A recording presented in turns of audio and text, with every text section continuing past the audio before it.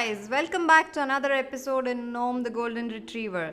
Today we've got a toy which is in the shape of a bone for Gnome. It is made of a non-toxic material and it has resistance to bite.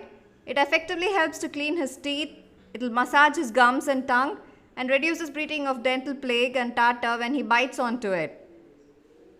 He can also use it for playing and chewing and tugging. So let us see how he likes this new toy.